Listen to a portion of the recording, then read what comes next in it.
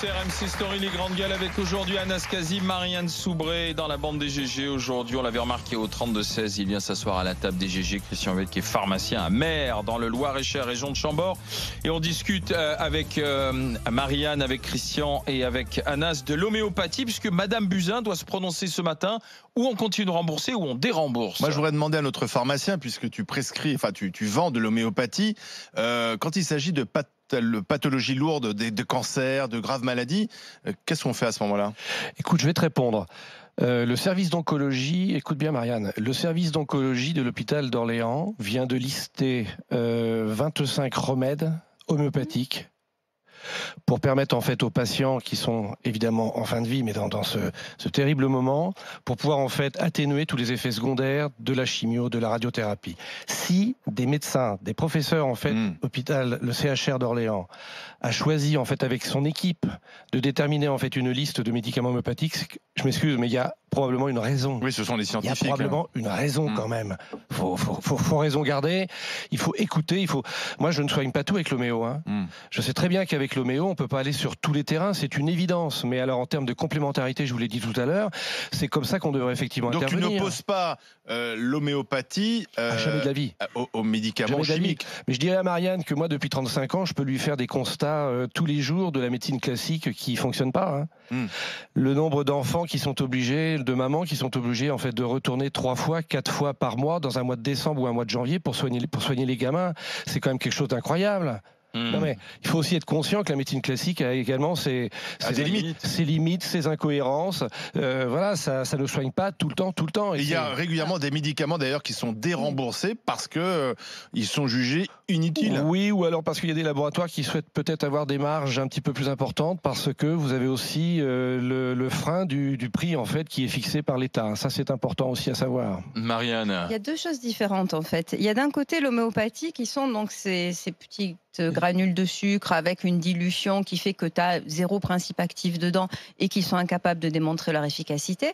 Et puis il y a ce qu'on peut appeler les médecines naturelles, c'est-à-dire des plantes où il y a des vrais principes actifs, dont certaines d'ailleurs servent justement pour fabriquer des médicaments ou qui peuvent servir dans la médecine chinoise qui, elle, est reconnue sur certains aspects. Donc il y a vraiment deux choses différentes. Il ne faut pas penser aussi que les gens qui ne veulent pas qu'on rembourse l'homéopathie ne pensent que chimie.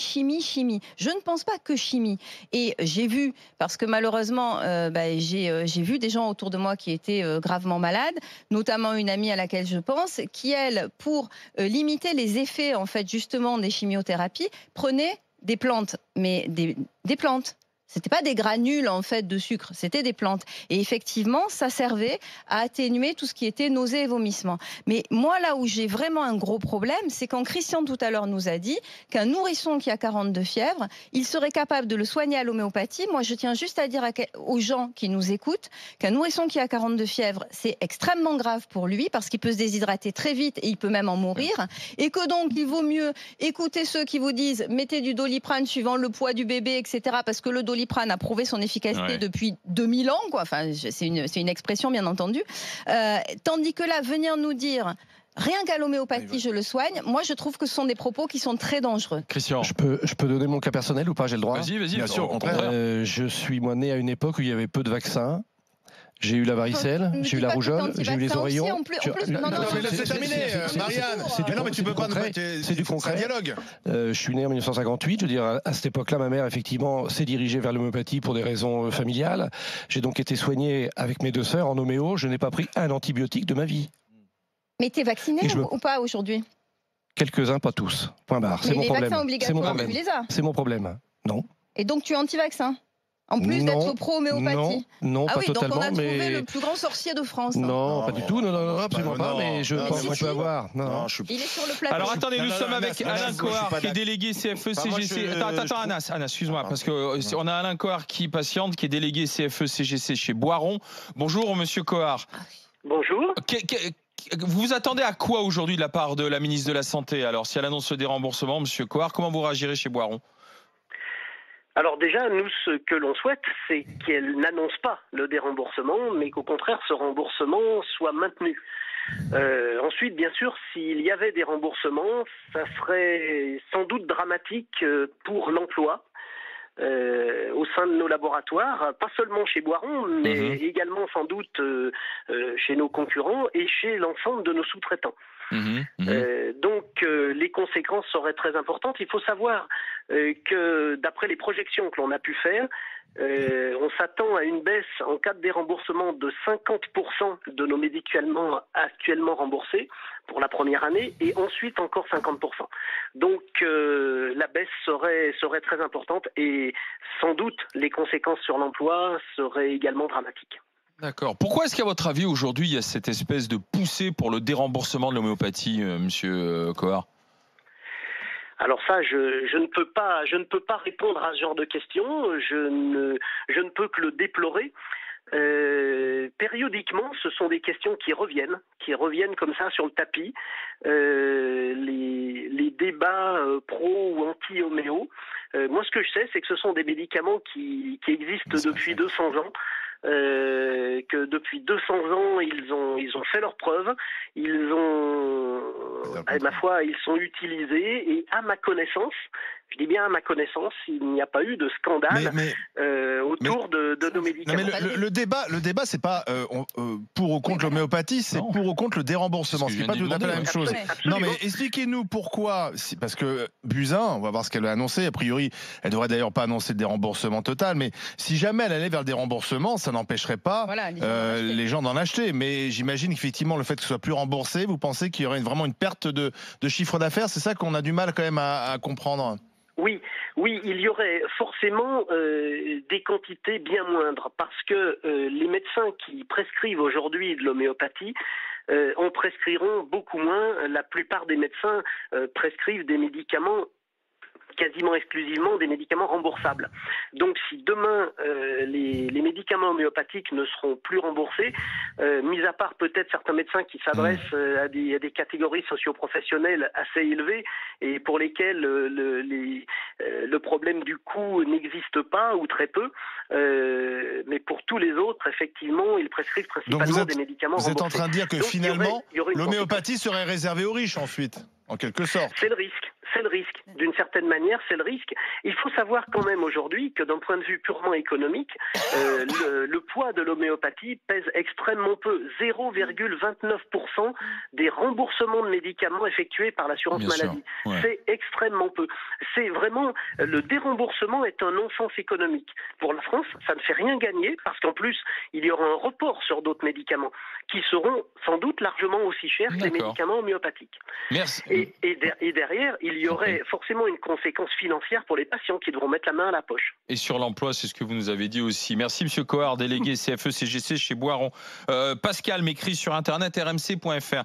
Ma femme s'est faite opérer du cancer du sein et le chirurgien et l'oncologue lui ont prescrit de l'homéopathie. Laurent nous dit l'homéopathie est là pour accompagner les pathologies avec les traitements traditionnels. Les traitements allopathiques ont de nombreux effets indésirables. Donc pour des pathologies légères, l'homéopathie est moins dangereux, elle coûte moins cher. J'ai Françoise qui m'écrit de toutes les manières, même si c'est déremboursé, franchement l'homéopathie, c'est pas ce qu'il y a de plus cher par rapport à des médicaments. Ceux qui veulent continuer d'en acheter ou de s'en faire prescrire avec le pharmacien pourront toujours continuer d'en consommer. Chacun fait ce qu'il veut dans ce fichu pays, m'écrit Françoise. Anas Kazib. Ouais, moi je trouve que le débat il était un peu faussé avec la manière avec laquelle on analyse les choses, c'est-à-dire que j'ai l'impression qu'on faisait le procès de l'homéopathie. En vérité, le sujet de fond, c'est la question du déremboursement. Est-ce que, je sais pas, on parle d'Agnès Buzyn, mais moi je suis désolé, on peut pas parler aujourd'hui d'Agnès Buzyn sans penser également à ce mouvement dans plus de 80 services d'urgence où il y a là pour de vrai une vraie problématique et une urgence dans le cas où Agnès Buzyn devrait s'exprimer et trouver des solutions, parce qu'on voit plein de ces photos de gens dans des brancards, dans des couloirs où là il y a vraiment une urgence. Et Agnès Buzyn, voilà, c'est toujours. Elle va recevoir les urgentistes d'ailleurs. Elle est là en train de nous parler de l'homéopathie, le délégué et puis Christian en a parlé, c'est 0,29%. Moi je suis pas pour, j'y connais rien, je connais pas grand chose en médicaments, je suis pas biologiste, je suis pas dans le domaine. Je pense que Marianne, tu devrais prendre les trucs avec plus de légèreté et non, dans le sens où on peut pas avoir un avis tranché comme si on était biologiste et qu'on était sûr et dire qu'un pharmacien est un sorte de sorcier. Non, il est pharmacien, il a le droit d'avoir son avis. Il peut y avoir d'autres types de pharmaciens qui sont contre l'homéopathie. moi, je suis pour que ça soit les spécialistes du domaine, du médical, de la santé. Ils sont pas d'accord entre eux, c'est ça le problème. Ils sont pas d'accord, mais derrière, dérembourser. Et la dernière chose que je voulais dire, on sait, et moi je vois les gens dans ma famille qui utilisent l'homéopathie, c'est des personnes pour qui, même si demain c'est déremboursé, et je suis pas totalement d'accord avec ce que disent les délégués, si même c'est déremboursé, ils continueront à en prendre. Et au final, c'est toujours la même chose, c'est-à-dire qu'on touche dans la poche des personnes qui, au final, moi je crois pas à l'effet automatique de tu retires le déremboursement et par effet levier, les gens ils vont arrêter. J'y crois pas une seule seconde. Le problème, puisque tu m'interpelles, le problème n'est pas de savoir si on est pour ou contre l'homéopathie. Moi, je n'ai aucune opinion, je n'empêche pas les gens. C'est le débat sur lequel je suis désolé. Non, mais t'es con. Là, tu fais le procès de l'homéopathie depuis un quart d'heure. Non, je fais le procès du remboursement de l'homéopathie. Je n'interdis à personne d'en prendre.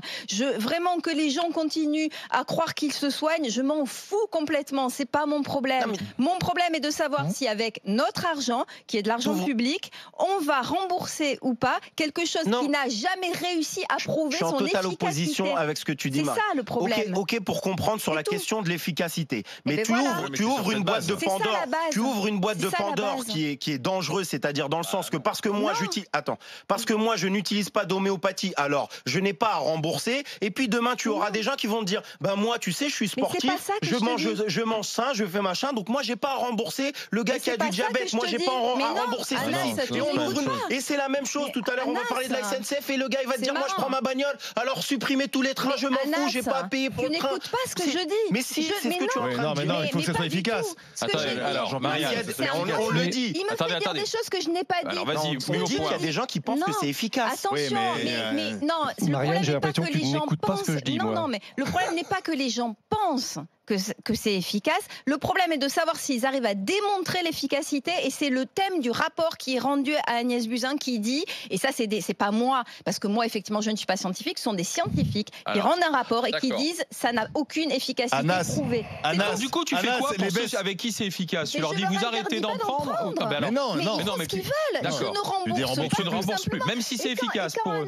Mais quand Anas parle du diabète par exemple, moi j'ai pas de diabète. On le fait bien pour des médicaments qui ne démontrent pas leur efficacité. Mais c'est pas toi qui décides si oui ou non le Doliprane est remboursé. Non, c'est les autorités. Mais c'est d'accord. C'est pareil. Non, mais non. C'est pareil. Merci Olivier. On va pas demander aux gens en pharmacie. Alors bon, moi c'est efficace. Non, mais ce que je trouve bizarre, c'est que sur un total de 30 milliards, on s'intéresse à 0,80. À 0,80. Non, parce que pourquoi? C'est ça qu'il y en a qui est bizarre. Non, parce que tu sais très bien qu'en ce moment, il y a un mouvement anti-vaccin, anti-médicaments qui inquiète les autorités sanitaires. Je termine. Mettre sur le même plan. Mais si, parce que ce sont un peu les mêmes. En général, ceux qui sont contre les vaccins sont pro-homéopathie. Mais si, enfin écoutez, regardez sur les réseaux sociaux, ce sont à peu près les mêmes personnes qui se battent contre les vaccins et qui se battent pour l'homéopathie. Les autorités sanitaires, et c'est normal, c'est leur rôle, puisque c'est ce qu'ils gèrent, sont inquiètes parce que on voit des maladies revenir parce que les gens ne se vaccinent plus, c'est quand même dingue. Au pays de Louis Pasteur, quand même, c'est nous qui avons inventé les vaccins, c'est la France qui a inventé les vaccins. Et on voit aussi des gens dire, moi, même si j'ai un cancer, je me soigne pas, je me soigne qu'à l'homéopathie. Or, le problème, c'est qu'ensuite, il y a une prise en charge, et la prise en charge, elle est publique, c'est avec l'argent public. Mais on peut pas faire le procès à des personnes qui ont le droit de se poser la question de l'homéopathie. Mais c'est pas un procès, mais c'est un débat. Je sais pas, les gens, ils regardent ce que vous nous avez dit. J'ai l'impression qu'on peut pas débattre non plus avec les gens qui sont pro-homéopathie. Regarde ce que vous nous avez dit sur les réseaux sociaux. Des remboursements homéopathiques, oui ou non? Non, 53% sur rmc.fr. Et regardez, sur Twitter, ça n'a pas été tranché. 50-50. La consultation et la discussion continue. Dans un instant, restez avec nous. Ce sera le monde de Macron en direct sur RMC, RMC Story. RMC jusqu'à midi. Les grandes gueules.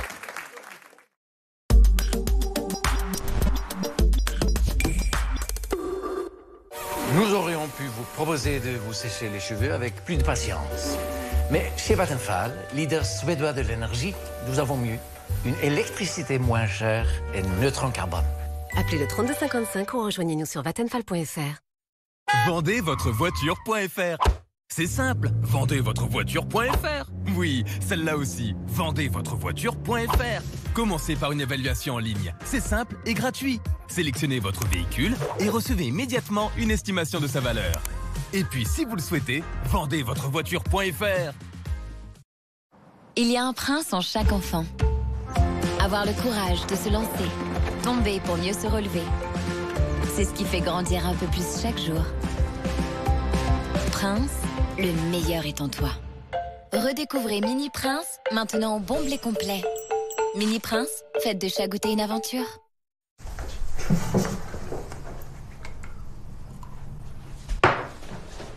Chérie, j'y vais.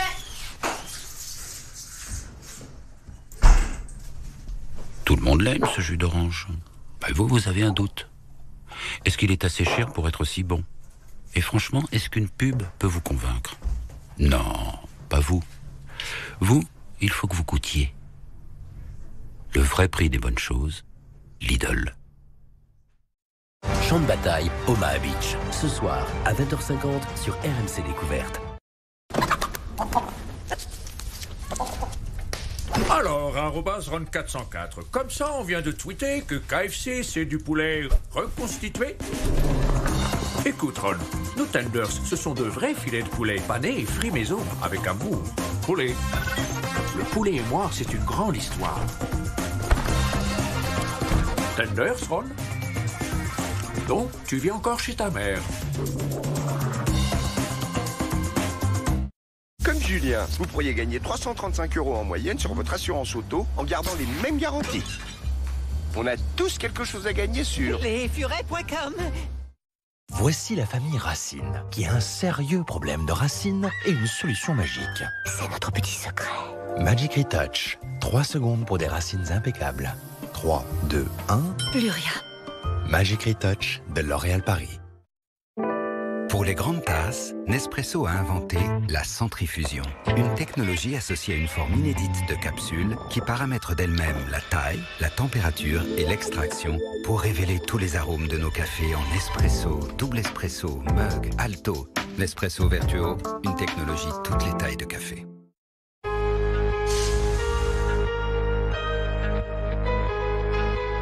S'inspirer de la haute couture. Travailler avec les meilleurs artisans. Concevoir une expérience sensorielle unique.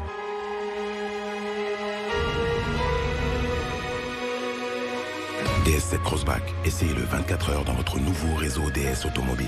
DS7 Crossback, de l'audace, née l'excellence. Tadam! Joyeux anniversaire, ma chérie. Absolument. Voilà la cible. Le plan est simple. Pour vous faire gagner du temps, j'aurais préparé le terrain. Coupez le détecteur d'ouverture, laissez une fenêtre ouverte. Attention, j'aurais laissé le détecteur de mouvement activé. Vous ne traînez pas, une voiture va arriver. Ensuite, à moi de jouer. Oh non, c'est pas vrai. Oh non, chérie, regarde ça. Ah bah mais forcément, ils sont pas venus là par hasard. Si votre maison n'est pas protégée, c'est que vous l'aurez voulu. Orange.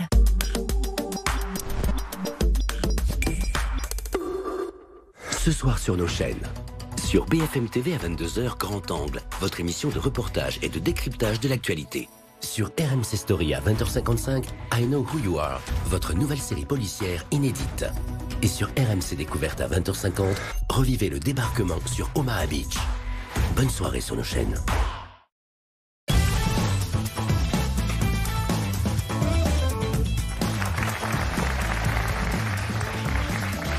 Les grandes gueules RMC Story, les grandes gueules tous les jours de 9h à midi, les GG qui vous attendent pour participer au show des grandes gueules, venir dans le public 06 60 61 00 60 06 60 61 00 60. Rejoignez-nous demain, nous serons avec Jacques Maillot, Zora Habitant, Fatima Idbounoua et c'est le grand imam de Bordeaux, Tarek Oubrou, qui viendra passer le grand oral des GG. En attendant, demain, il est 9h44, on dit aussi 10h moins le quart si je ne m'abuse, et c'est l'heure du monde de Macron.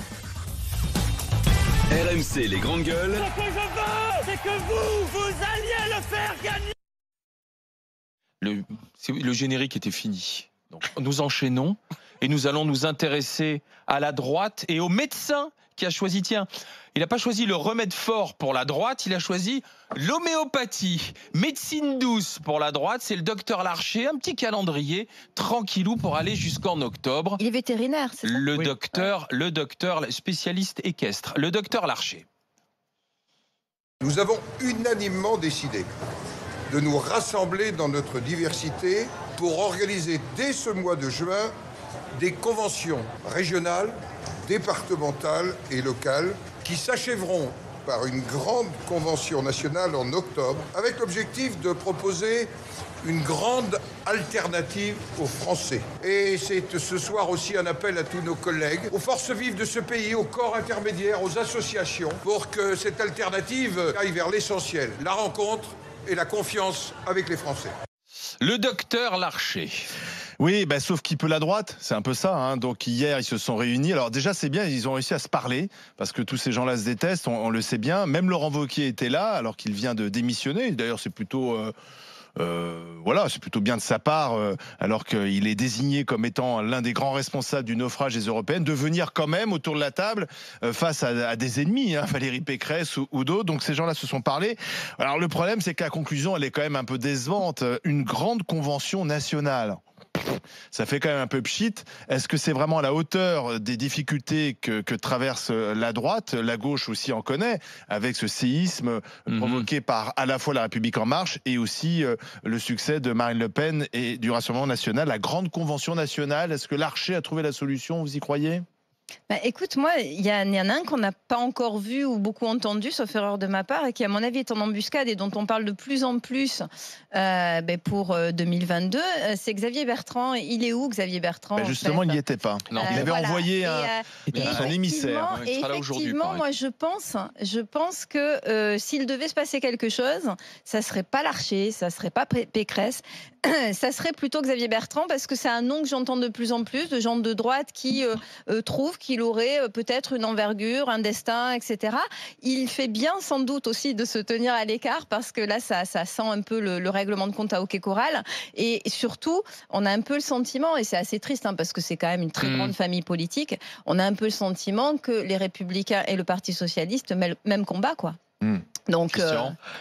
Moi, j'ai la chance d'avoir croisé Gérard Larcher plusieurs fois à Chambord, puisque c'est un grand chasseur.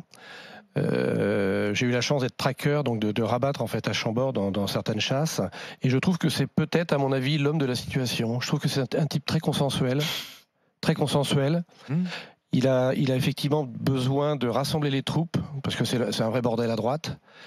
Donc ça peut être l'homme du rassemblement, Larcher, je trouve. Je pense que c'est quelqu'un effectivement qui écoute. Moi perso, je trouve que du chapeau peuvent peut-être sortir deux noms. Barouin et Retailleau, que je trouve peut-être des gens en capacité effectivement de rassembler les troupes et de repartir. C'est vrai que Barouin pour l'instant est discret, alors est-ce qu'il se prépare? En fait, hier j'entendais Larcher fait le coup du grand débat comme Macron. C'est-à-dire, il gagne du temps, il consulte la base, puis il dit je vais m'adresser aux fédérations, aux associations, aux militants. Donc en fait, il gagne du temps. Quand tu n'as pas d'idée, tu te tournes, tu te mets au balcon, tu regardes ce qui se passe en bas, tu te tournes vers les autres. Ça permet de gagner du temps, d'apaiser, de laisser passer l'été. Rendez-vous en octobre, les gars, monsieur Anas Kazib. Moi, je tiens à saluer d'ailleurs Laurence Saillet. Madame Laurence Saillet, la porte-parole de LR, je lui avais dit ici le 28 décembre que LR, ils allaient faire 8% aux européennes. Elle n'a pas voulu parier, manque de peau. Hein. Bravo, on n'a pas un tuyau à Auteuil cet après-midi, parce que visiblement... C'est même pas une boule de cristal ni quoi que ce soit, c'est, je sais pas, de la lucidité sur ce qui... Kazib. Ouais, c'est ça, mieux que l'opinion, ouais, mieux que Bernard Sananès. Je me souffle, Paul Larocque, le producteur. Elle est bonne, Ipsos Kazib. Voilà, c'est très bien, mais...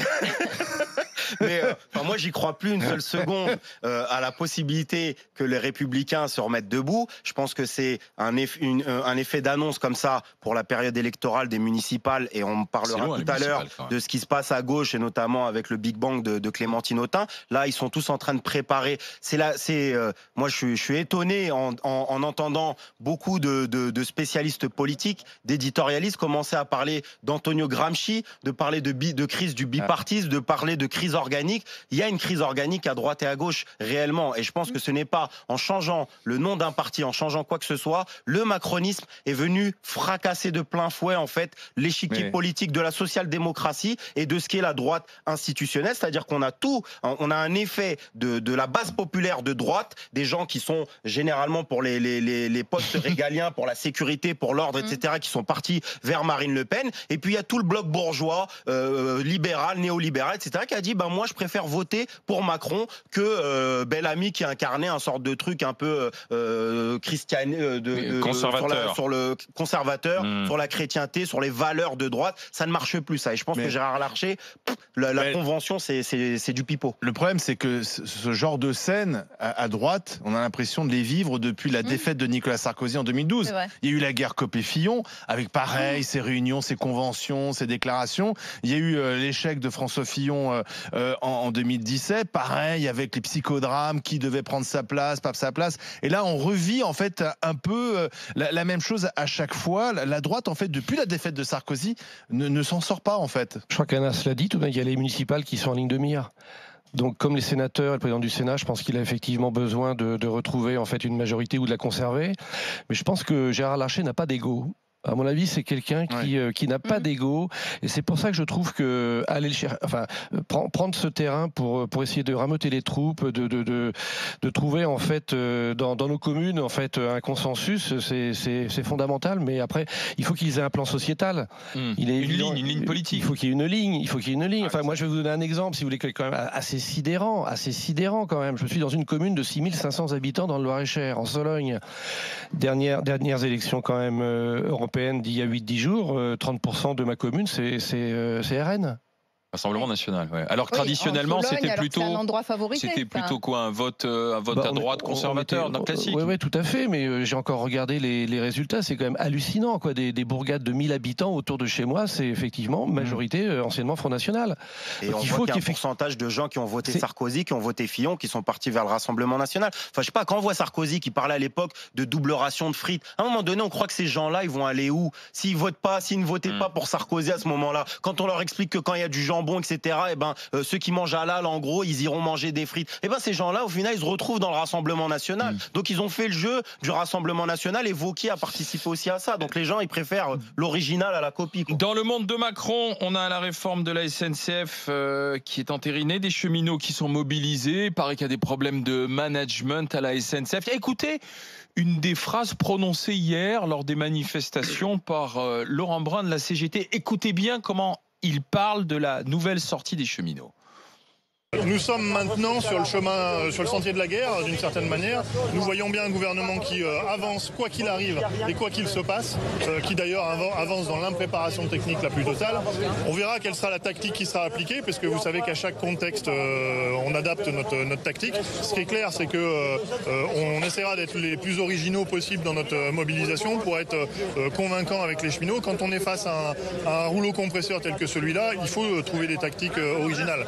Sentier de la guerre. Oui, alors ce qui est plus intéressant, c'est le sentier de la guerre, mais en même temps, il est dans son rôle de syndicaliste. Mais c'est surtout qu'il y a un rapprochement qui est fait entre les suicidés de France Télécom et les suicidés de la SNCF. Et c'est toi, Anas, qui le fait avec le syndicat Sudrail. Alors, l'affaire des suicidés de France Télécom, d'ailleurs, elle est jugée en ce moment même. Rappelons-le, une trentaine de salariés d'entreprise qui se sont suicidés au moment où France Télécom était en train de devenir Orange, donc de changer.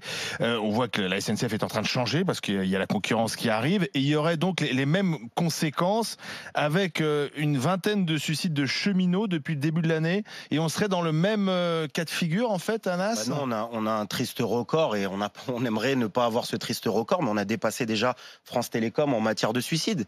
Mais est-ce que c'est à chaque fois des suicides qu'on peut imputer au fait qu'il y a des problèmes de gestion de la SNCF, de management? Je vais te donner un exemple très concret. Déjà, il faut savoir qu'il y a quasiment un cheminot par semaine qui se suicide. D'accord ? Un cheminot par semaine. J'ai pris mon passe Carmillon avec moi. C'est notre carte, carte SNCF. C'est notre carte SNCF avec laquelle on a accès.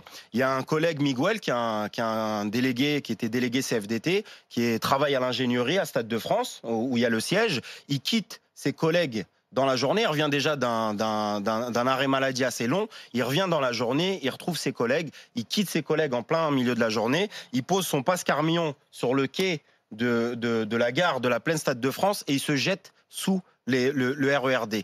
Quand on est cheminot, qu'on sort son passe Carmillon, qu'on le pose sur le quai, un quai de cheminot SNCF, et qu'on se jette sous les essieux d'un train conduit par un cheminot, ce n'est pas sans raison. Ça a toujours des conséquences. Je pense aussi à un camarade, Julien, qui l'année dernière s'est suicidé à quelques pas de son lieu de travail. Mais pourquoi alors ? Pourquoi ?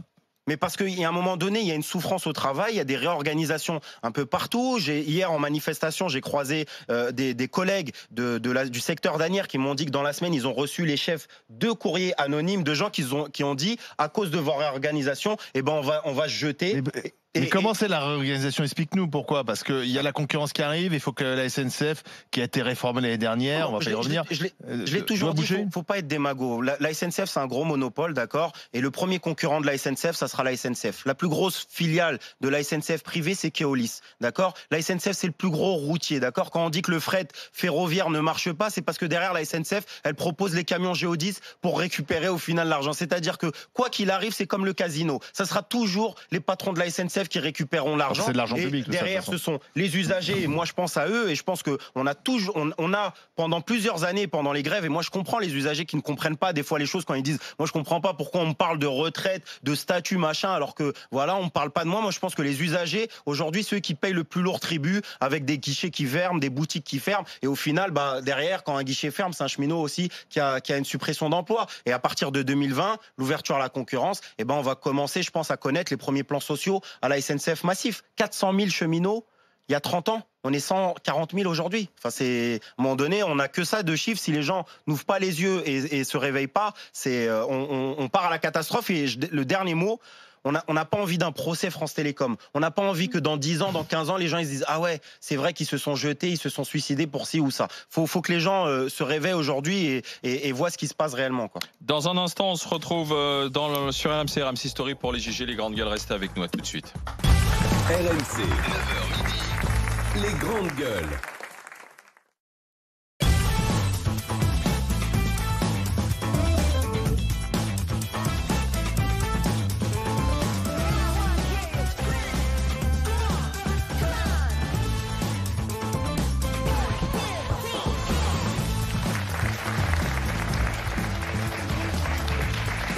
Les GG, les grandes gueules, RMC Story. Dans les grandes gueules, aujourd'hui, Anas Kazib, cheminot. Nous sommes avec Marianne Soubré, qui est avocate. Dans les grandes gueules, aujourd'hui, un auditeur des GG, Christian Huette, pharmacien dans le Loir-et-Cher, à Mers, dans la région de Chambord, qui nous rejoint à la table des GG. Que va-t-il se passer d'ici midi? Nous serons tout à l'heure avec la chanteuse Jeanne Masse. Elle vient raconter sa vie, sa carrière. Dans ce livre Réminiscence aux éditions Flammarion, Jeanne Masse dans le grand oral des GG. Donc à partir de 11h. D'ailleurs, dès le début de ce livre, elle raconte comment, pour ses premières auditions, on lui a fait comprendre que si elle voulait réussir dans ce métier, il fallait qu'elle passe de position verticale à position horizontale. Ce qu'elle a tout de suite refusé en disant non mais attendez, c'est quoi cette ânerie? Donc elle racontera sa carrière, comment elle a réussi à affronter une certaine forme de discrimination par rapport à ce qu'elle voulait faire aussi, Jeanne Masse, dans les GG à 11h05. 11h-5 le match. Vous m'envoyez match par SMS au 7 32 16 pour jouer et gagner avec nous un petit séjour du côté de l'hôtel Saint-Antoine de Rennes avec la chambre de luxe, les petits déjeuners et l'accès au spa en illimité. À 11h-20, les GG veulent savoir si, comme Wauquiez, Jean-Luc Mélenchon doit quitter les Insoumis, parce que le score est pas terrible quand même. 6% pour les Insoumis. Une voix, celle de Clémentine Autain, commence à dire il faut peut-être parler de la ligne, parler du management, savoir s'écouter les uns les autres. Jean-Luc Mélenchon sur la sellette, doit-il démissionner de la France Insoumise? On en parle à 11h-20. Grande gueule du jour, une décision prise par Total de quitter les Jeux Olympiques. Visiblement, Total n'était pas le bienvenu malgré le beau chèque dans une municipalité Paris 2024 où on préfère les écolos à une grosse société qui vend du carburant. RMC, la grande gueule du jour. Total ne sponsorisera pas les Jeux Olympiques de 2024. Après une rencontre avec Anne Hidalgo, le groupe pétrolier a renoncé à son projet, car la maire de Paris veut des Jeux Olympiques propres et des sponsors respectueux de l'environnement. C'est le comité d'organisation des Jeux qui avait approché Total, en espérant des recettes de plusieurs centaines de milliers d'euros. Total banni des Jeux Olympiques. Bah oui, parce qu'à 9 mois des municipales, pour Anne Hidalgo, ça fait mauvais genre. Total, sponsor des JO. Il faut rappeler qu'à Paris, les écolos font 20%. Donc on y voit bien sûr un coup de com' assez opportuniste de la part de la maire de Paris, qui d'ailleurs ne semblait pas gênée lorsque Total décidait de donner de l'argent pour reconstruire Notre-Dame ou financer la rénovation du théâtre de Châtelet. Mais Anne Hidalgo est un peu entre les mains des écologistes. Alors d'autant plus que Total, alors c'est vrai, Total c'est le pétrole, c'est l'énergie fossile, mais en même temps Total avait proposé un plan de sponsoring 100% énergie renouvelable pour coller justement à l'image que veut donner la ville de ces Jeux Olympiques de 2024. Ça n'a pas suffi.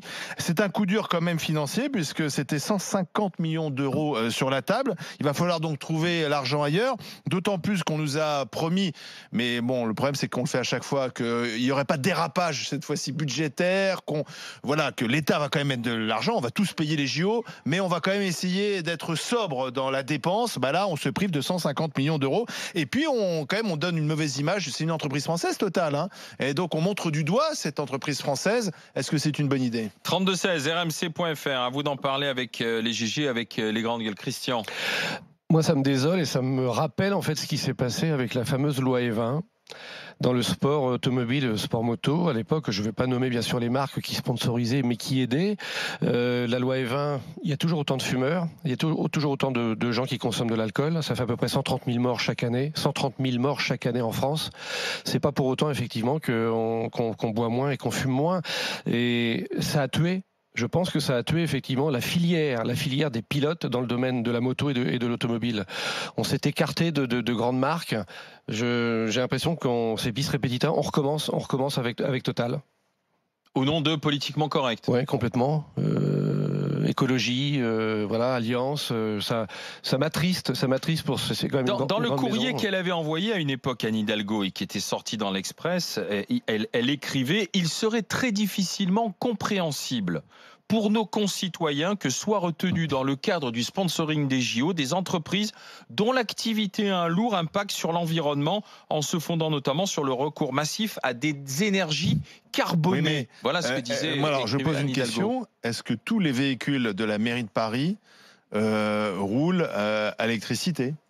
Est-ce que voilà, parce qu'à un moment donné, il faut être dans ce cas, il faut être cohérent jusqu'au bout. Or là, il y a un défaut de cohérence. Dans ce cas-là, Total peut pas payer Notre-Dame, peut pas payer le Châtelet. On ne roule plus du tout à l'essence à Paris, en tout cas les véhicules de la mairie de Paris. Enfin voilà, il y a quand même un problème de cohérence. Donc c'est pour ça qu'on peut quand même parler de coup de com'. Sur le dos Total, Marianne. En fait. Ce qui est assez gênant, en fait, c'est qu'on a le sentiment que Anne Hidalgo considère que Paris n'est pas la France. Et elle a toujours... Paris est une enclave, en fait. Donc, les banlieusards, surtout, ne peuvent pas y entrer avec leur voiture. Hein. La banlieusarde que je suis en sait quelque chose. Donc, parce que je risque de polluer. Et encore, je suis petite banlieusarde, je ne suis pas grande banlieusarde, parce que eux, c'est encore pire. Et là, tout d'un coup, alors qu'on parle de la plus grande entreprise française... Paris, tout d'un coup, fait sécession, donc Total ne serait plus française, ne serait plus une société française, et on bannirait cette société qui est une des plus grandes, sous prétexte qu'elle est municipale. Non, sous prétexte que cette entreprise serait dans les énergies fossiles. Évidemment, c'est le cœur de métier de Total. Enfin, je veux dire, ça aussi, c'est pas un scoop. Hein. Si tu veux que Total s'occupe du pétrole, enfin, c'est pas nouveau non plus. Et moi, je suis vraiment très très gênée par cette façon dont Anne Hidalgo s'approprie tout. Les Jeux Olympiques, ils sont pas parisiens. Les Jeux Olympiques, ils sont financés par l'État. Ils sont français, ça va faire rayonner la France. Paris est la capitale de la France et c'est pas la ville d'Anne Hidalgo. Hidalgo n'est pas propriétaire des Jeux. Elle n'est ni propriétaire de Paris, ni propriétaire des Jeux. Et en plus, Total avait justement proposé un plan dans lequel c'était 100% énergie verte. Donc, à la limite, tout le monde était content. Et 150 millions d'euros sont balayés comme ça. Ils vont gréver le budget d'une façon évidente et en se passant en plus d'un financement qui avait, à mon avis, totalement lieu d'être. Surtout qu'en plus, le patron de Total avait rencontré Anne Hidalgo la semaine dernière et les discussions avaient été, paraît-il, constructives.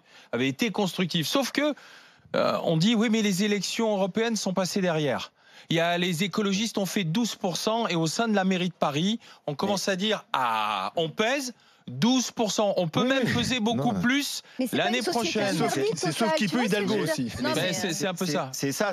Il y a les JO 2024. Mais aussi les JO 2020 avec Benjamin Griveaux et Mounir Majoubi, etc. Et ça sera avant. Donc après, entre 2020 et 2024, si en 2020 la place est assurée, on retrouvera quelqu'un d'autre. Enfin, je sais pas, moi j'ai regardé les sponsors, il y a Samsung, il y a plein de choses. Enfin, non, mais on va prendre des sponsors étrangers d'ailleurs, c'est ça. On dit non à sponsor français, mais on va prendre Samsung. Il y a certains de ces sponsors, notamment dans la téléphonie, etc., qui font travailler encore dans des pays en Chine, en Taïwan, etc., des enfants où on voit, il y en a certains qui pillent encore les richesses dans des continents. Enfin, pour moi, c'est de la poudre de perlimpinpin. Tout ça, je le dis et je le répète parce que c'est politique.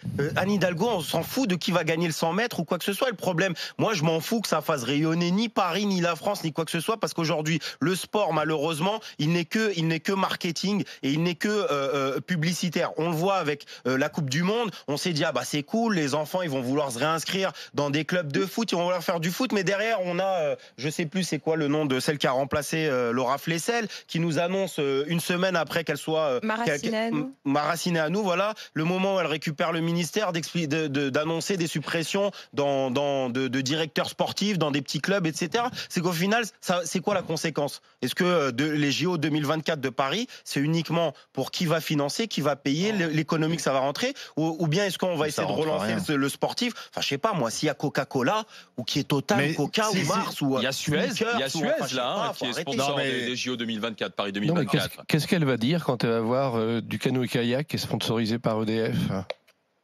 Oui, non, mais EDF, on a le droit, par exemple. Oui, mais enfin, on est aussi sur le nucléaire, on peut avoir effectivement des avis. C'est la contradiction. Et autre question, je rejoins Anas, moi, les municipales c'est 2020, quid en fait de l'affaire si Mme Hidalgo n'est pas réélue? Là, Total pourra revenir. Je pense qu'il y a un plan B chez Total. Il y a un plan B. Non, mais alors je vais te dire, ça commence à être dangereux, ça. Parce que si tu fais pression sur quelles sont les entreprises vertueuses ou pas, tu fais quoi de McDo alors à ce moment-là? Tu fais quoi de Coca-Cola? C'est le sucre. À ce moment-là, tu vas commencer à cibler en regardant précisément quelle entreprise fait du bien ou pas, est vertueuse ou pas, est politiquement correcte ou pas. Tu t'en sors pas parce que tu trouveras toujours une bonne raison d'écarter une entreprise. Mais d'autant plus, tu sais qui sponsorise le maillot des coureurs d'une des équipes du Tour de France qui arrivera au mois de juillet sur les Champs-Élysées en présence d'Anne Hidalgo? Total. Donc est-ce qu'Anne Hidalgo va boycotter l'arrivée du Tour de France? Non, mais à ce moment-là, le 14 juillet sur les Champs-Élysées? Enlève les stations essence Total qui sont dans la capitale. Non, mais si tu va jusqu'au bout de la logique. Tu leur dis, il y en a encore quelques-unes, quoi. Tu les sors. Non, mais Total. Non, mais Anne Hidalgo a un plan. Elle a dit qu'elle veut bannir les voitures. Non, mais il faut les virer. Non, mais c'est là où on voit l'incohérence de ce que propose aujourd'hui une partie de la gauche. C'est-à-dire que là, on voit factuellement, je sais pas, Yannick Jadot, c'est pas un grand trotskiste, quoi. Enfin, il proposait pas une politique anticapitaliste, d'écologie. Aux Jeux Olympiques du trotskisme, tu devrais être médaille d'or par rapport à Jadot. Ça, c'est sûr.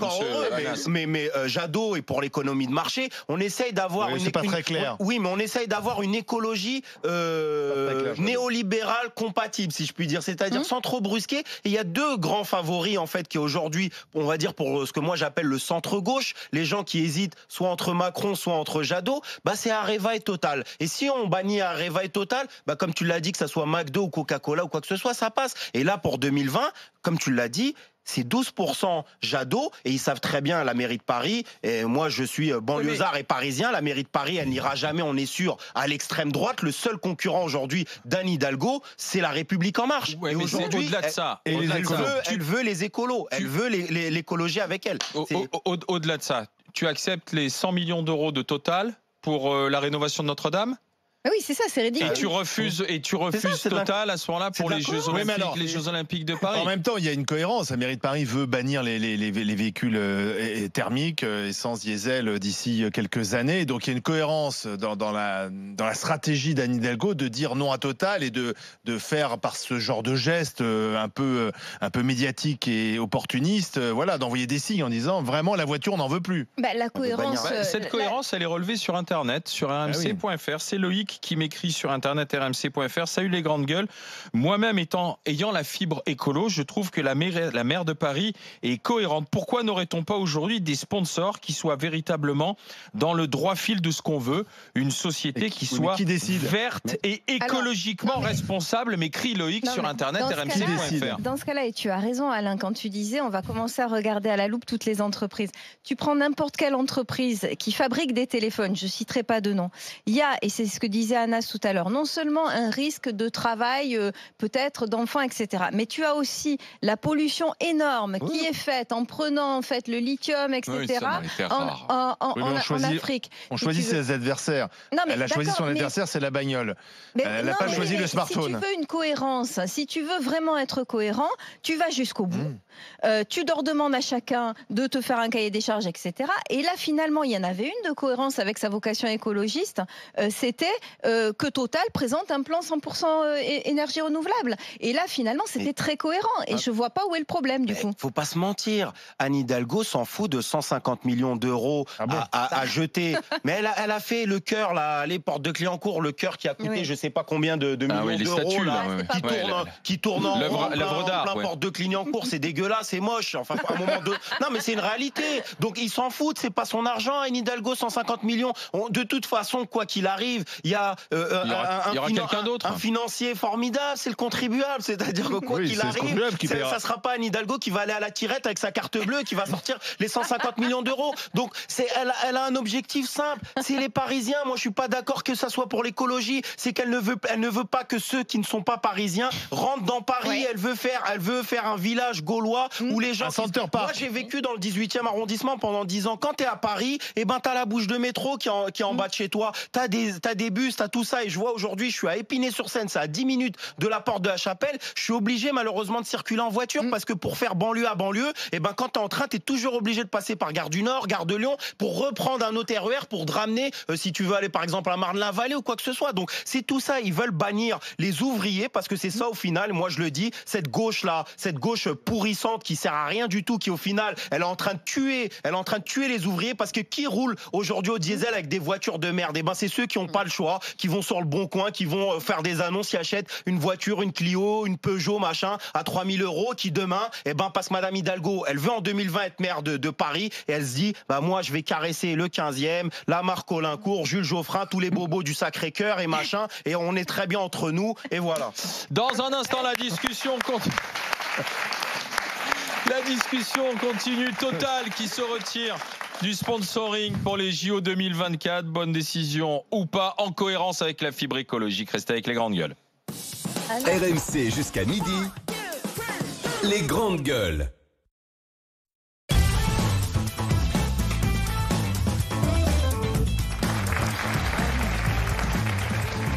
Les GG, les grandes gueules sur RMC Story, les grandes gueules avec aujourd'hui Marianne Soubré, Anas Kazib et dans les grandes gueules, un pharmacien de Dordogne, de Sologne. C'est pas mal aussi. Dordogne, la Sologne. Pour lui, c'est à peu près la même chose. Ouais, ça, c'est pas mal. C'est la géographie selon un Marshall. Il y a Nice et le reste du monde. Et le reste du monde est à peu près au même endroit. Il y a des bons produits dans ces deux terroirs. C'est très bien. On est d'accord. Total qui est écarté des Jeux Olympiques Paris 2024 parce que Madame Anne Hidalgo, la maire de Paris, veut des entreprises vertueuses qui ne soient pas le chantre des énergies carbonées. Antonin, bonjour. Bonjour. Bienvenue au 32-16, mon cher Antonin. Qu'est-ce que vous en pensez, monsieur Antonin de Haute-Garonne? Je trouve que c'est une décision un peu bête. Alors pour vous expliquer, moi je travaille dans les ENR, dans les énergies renouvelables, depuis plus de 2 ans maintenant. Technicien de maintenance. Et en fait, je travaille pour une entreprise de à peu près 200 salariés. Oui. On était leader de production, en tant qu'indépendant, on était leader de production d'énergie renouvelable en France. Et on a été racheté par Direct Énergie et donc par Total aussi. Mmh. Et si je me souviens bien, j'ai pas les chiffres exacts en tête, mais en termes de production, du coup Total, on fait d'eux le 3e producteur d'énergie renouvelable après EDF et Engie. Donc, oui, parce que Total, en fait, a anticipé la fin du pétrole, en quelque sorte, et Total, qui a quand même beaucoup d'argent, c'est une des entreprises les plus importantes mondiale, donc met de l'argent aujourd'hui dans les énergies renouvelables, finance aussi des énergies renouvelables. Mais ça, peut-être que la mairie de Paris ne le sait pas. Bah, je sais pas si elle le sait pas, mais il y a plus de... Alors, j'ai pas le nombre d'années exactes, mais il y a très longtemps, ils ont racheté une entreprise qui s'appelait SunPower, qui était basée à Toulouse, et c'est maintenant un des plus gros producteurs de panneaux solaires au monde. Donc, ils sont très, très implantés dans les énergies renouvelables, oui. Ils ont des constructeurs d'onduleurs, ils ont des constructeurs de panneaux solaires, ils ont... Enfin, voilà. Oui, mais du coup, peut-être que... Alors, vous voyez, peut-être que Total communique mal aussi là-dessus. Ou devrait le faire de manière plus positive, pour mettre en avant justement le fait qu'ils sont en train de prendre un virage qui est celui des énergies renouvelables, de l'avenir, ce qui peut-être les aurait aidés à améliorer leur image de marque et peut-être leur aurait donné un atout supplémentaire pour rester, comme on dit aujourd'hui, rester dans le game. Vous voyez, Antonin Ouais, mais je pense qu'aussi dans le monde des énergies renouvelables, Total est mal vu. Même nous, au début, on a eu aussi un problème d'image quand Total a racheté tout ça. Mais c'est pour ça qu'ils communiquent pas trop pour l'instant. Je pense que ça va venir, mais pour l'instant, ils communiquent pas trop. Non, même nous, on n'a pas changé de nom. Pour l'instant, on est toujours... on a notre propre nom. On est pas un groupe Total, on n'est rien du tout. Donc... Oui, mais Total, vous voyez, c'est un peu Merci, c'est Satan, Total. Régulièrement, Total est au cœur de l'actualité. On pointe du doigt Total. En France, on est très paradoxaux parce qu'à la fois, on voudrait de belles entreprises françaises. 209 milliards de chiffre d'affaires. Mais quand on a des belles entreprises françaises, comme Total, LVMH et d'autres, on n'arrête pas de les critiquer, de les montrer du doigt. Enfin, on est quand même assez contradictoire. Moi, je trouve ça stupide de se séparer d'une boîte comme ça. Prenez l'exemple des courses au large, le Vendée Globe ou la course du Rhum, etc. Nous avons heureusement de grandes sociétés, de très belles sociétés, qui permettent en fait à des skippers et à des bateaux de pouvoir en fait s'affronter sur les océans, sur les mers. C'est indispensable. Enfin, on peut pas faire autrement. J'arrive pas à comprendre cette décision, moi. Mais là, si tu veux, sportif, c'est essentiel. Non, mais c'est Total qui de lui-même dit écoutez, puisque vous ne voulez pas de nous, on se retire. Parce que si c'est pour qu'on se fasse, au moment où arrivent les Jeux, qu'on se fasse taguer, parce que c'est ça aussi, je pense, dans leur esprit, c'est de se dire au moment où on va commencer à mettre les panneaux sponsoring, où on va étaler notre nom, si c'est pour qu'on se retrouve avec, vous voyez, au tag, au graffiti noir, voyou, pollueur, salaud, etc. Écoutez, c'est bon, les campagnes de nigrement, on se barre avant, quoi, en fait, c'est ce qu'ils disent, quoi. Je suis pas certain qu'on puisse en arriver là. De toute manière, il y aura forcément, il y aura forcément, je pense, un rassemblement populaire, économique en perspective des Jeux Olympiques. J'en suis certain. On fera comme les Anglais quand ils ont effectivement eu les JO. Oui, mais ce sont les activistes derrière, si tu veux, qui, on sait, pourront agir et éventuellement mais après, faut pas, détériorer ou taguer, comme M. Anas Kazib. Je sais pas si le truc sur le skipper, je sais pas, il y a des personnes dans des pays en Afrique, je sais pas, on n'a pas de puits de pétrole en France. Il n'y a pas de puits de pétrole. Donc, qu'une entreprise fasse 205 milliards française, alors qu'il n'y a pas un puits de pétrole en France, il faut que ça interroge des gens. Parce qu'à côté, dans les pays où il y a des puits de pétrole, il y a des gamins qui marchent 2 heures pour aller à l'école. Donc après, derrière, si on doit satisfaire qu'il y ait des gamins qui marchent à pied, mais derrière, on est content parce qu'il y a des skippers qui peuvent faire du bateau. Enfin, je sais pas, c'est pour ça que Total aussi... il y a de l'emploi qui est créé sur place aussi, Anas Kazib. Dans le 78, il y a 3 mois, qui a explosé, qui tue des hectares et des hectares dans le 78, agricole, pendant quasiment 5 à 10 ans. D'accord ? C'est pendant 5 à 10 ans, dans une large partie du 78, il y a un pipeline en dessous qui a explosé, qui du coup a pollué complètement la terre et la nappe phréatique. Au final, enfin, on peut pas dire que tout est vert chez Total, même si... on n'a pas dit que tout était vert. Faut le comprendre, non, mais parce qu'on nous parle c'est pas le voyou non plus, c'est pas l'entreprise voyou qu'on nous présente. Du côté un peu vert, du renouvellement. Il faut bien de l'argent. Il y a de l'argent. Oui, mais pour faire du solaire, il faut de l'argent. Et l'argent, Total en a. Tous ceux qui vendaient de la merde pendant des années, ils ont compris. Il vaut mieux qu'il y ait une prise de conscience. Qu'il faut t'es pas content qu'ils aient une prise de conscience. Tout ça, mais parce qu'ils savent se renouveler. Puis c'est bien. Faut pas l'oublier. Il y a quand même un mouvement assez important sur le climat. Tant mieux. Oui, mais bon, c'est là où le capitalisme est aussi fort et a toujours une longueur d'avance et qui. Attendez ça. Ouais, mais t'es contradictoire.